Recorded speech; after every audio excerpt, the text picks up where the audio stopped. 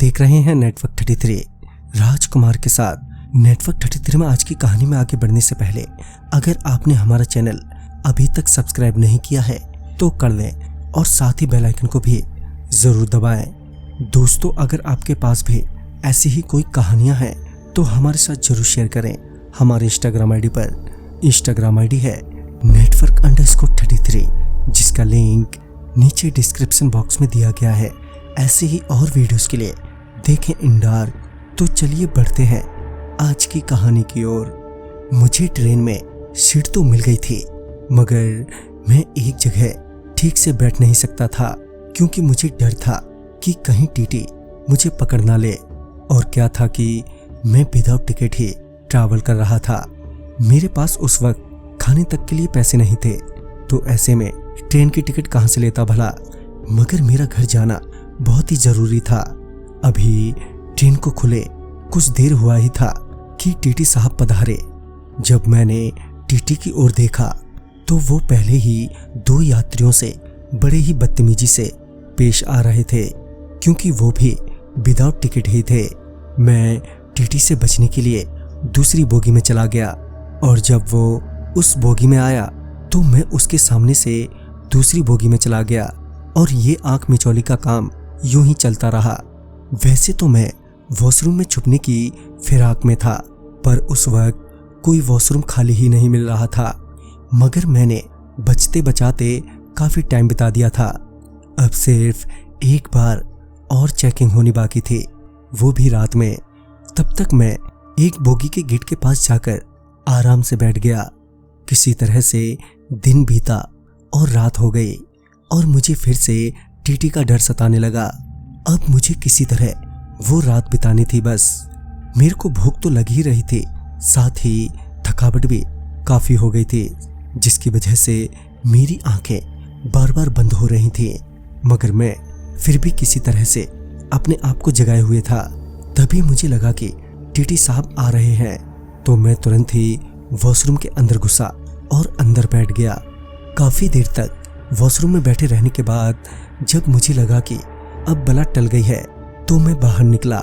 मेरे बाहर निकलते ही मेरी पहली नजर सामने खड़ी टीटी पर पड़ी, जो मेरे को ही घूरे जा रहे थे। मैं चुपचाप वहां से निकल ही रहा था कि टीटी ने मुझे रोकते हुए पूछा, कौन सा बर्थ है तुम्हारा? तभी मैं एक बर्थ की ओर इशारा करते हुए बोला, वो वाला। इस पर उस टीटी ने मेरे से टिकट दिखाने को कहा। फिर मेरे हाव भाव को देखकर उस टीटी को ये समझते देर नहीं लगी कि मैं विदाउट टिकट हूँ। उसने तुरंत ही कहा, 1200 रुपये निकालो। मैंने कहा, सर मुझे माफ कर दो, मेरे पास पैसे नहीं हैं। बहुत गिड़गिड़ाने के बाद भी वो टीटी नहीं माना। वो बड़े ही गंदी गंदी गालियां देने लगा, साथ ही जेल में बंद करवाने की धमकी भी दे रहा था। जब उसे लगा कि मेरे पास सच में पैसे नहीं हैं, तो वो बोला, अगला स्टेशन आने दो, तुम्हें मजा चखाता हूँ। मेरी तो पहले से ही हालत खराब थी, अब जेल वाली मुसीबत और गले पड़ गई थी। मैं और कर भी क्या सकता था सिवाय उस टीटी से विनती करने के। जैसे ही अगला स्टेशन आया, उसने मेरा कॉलर पकड़कर खींचते हुए ट्रेन से बाहर उतार लिया और अपने साथ ले जाने लगा। वो बहुत ही गुस्से में लग रहा था। मैं डरा सहमा बार बार उससे माफी मांगे जा रहा था। इसी बीच मैंने ध्यान दिया कि ये कोई छोटा सा स्टेशन है जहां पर लाइट्स भी नहीं है। बड़ी ही डरावनी सी जगह थी वो। फिर वो मुझे एक रेलवे क्वार्टर में ले गया, जो बिल्कुल खाली और गंदा पड़ा था। हर जगह धूल और जाले थे, और टीटी मुझे उस क्वार्टर में छोड़कर चला गया। तभी मुझे लगा कि किसी रेलवे पुलिस को बुलाने गया होगा। जब वो टीटी मुझे उस क्वार्टर में छोड़कर गया था, तो उसने शायद गलती से दरवाजा खुला ही छोड़ दिया था। थोड़ी देर रुकने के बाद मैंने सोचा, अच्छा मौका है, रात के अंधेरे में ही निकल जाता हूँ। मगर जैसे ही मैं दरवाजे की ओर बढ़ा कि वो दरवाजा अपने आप ही बहुत जोर से बंद हो गया। ये देखकर मैं डरते हुए पीछे हट गया। अब मुझे घबराहट होने लगी थी। तभी मेरी नजर क्वार्टर की खिड़की पर पड़ी, और जब मैंने खिड़की से देखा तो पाया कि वो टीटी अभी भी रेलवे ट्रैक के पास ही खड़ा है, और उसके हाव भाव से लग रहा था कि वो किसी से बात कर रहा है। मगर वो तो अकेला ही खड़ा था। मैं अभी उसी की तरफ देख ही रहा था कि अचानक ही उसका सर एकदम से पीछे की ओर घूमा। ये देखकर मैं चीखते हुए पीछे की ओर गिर पड़ा। अब मैं ये समझ गया था कि वो कोई टीटी नहीं है बल्कि कोई भूत है, और अब बात मेरी जान पर आ गई थी। मुझे कैसे भी वहां से बाहर निकलना था, वो भी जल्द से जल्द।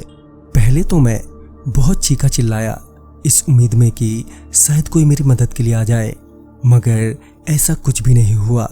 फिर मैं जोर जोर से दरवाजे पर लात मारने लगा। दरवाजा काफी पुराना था और लकड़ी का भी, जिस वजह से वो दरवाजा जल्दी ही टूट गया और मैं वहां से भागा। रास्ता तो दिख नहीं रहा था, इसलिए मैं ट्रैक पर ही भागे जा रहा था और बीच बीच में पीछे पलटकर भी देख रहा था कि कहीं वो टीटी तो नहीं आ रहा है, मगर पीछे कोई भी नहीं था। मैं भागते भागते आगे एक रेलवे फाटक के पास पहुंचा, जहां मुझे एक गार्ड मिला जिसने मुझे मेरी बात सुनकर उस रात अपने यहाँ पनाह दी और ये भी बताया कि वो टीटी तुम्हें कुछ नहीं करता क्योंकि तुमने सिर्फ टिकट नहीं ली थी। वो तुम्हें सिर्फ वहां रात भर के लिए बंद रखता सजा के तौर पर। अगर तुमने कोई संगीन अपराध किया होता तो तुम्हारी मौत हो गई होती। अब तक ना जाने कई यात्रियों की हो गई है। जब मैंने पूछा कि कौन है वो टीटी, तो इस पर उस गार्ड ने बताया कि टीटी का नाम महेंद्र है और अपने काम को बड़े लगन और ईमानदारी के साथ करता था, जिस वजह से वो मरने के बाद भी अभी भी वही काम कर रहा है।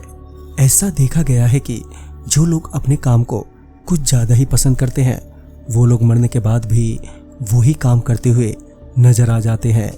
ये सब सुनने के बाद मैं शौक में था। फिर अगले दिन मैं अपने घर के लिए निकल गया, जिसमें उस गार्ड ने मेरी मदद की थी घर जाने में। तो दोस्तों, इस कहानी में बस इतना ही।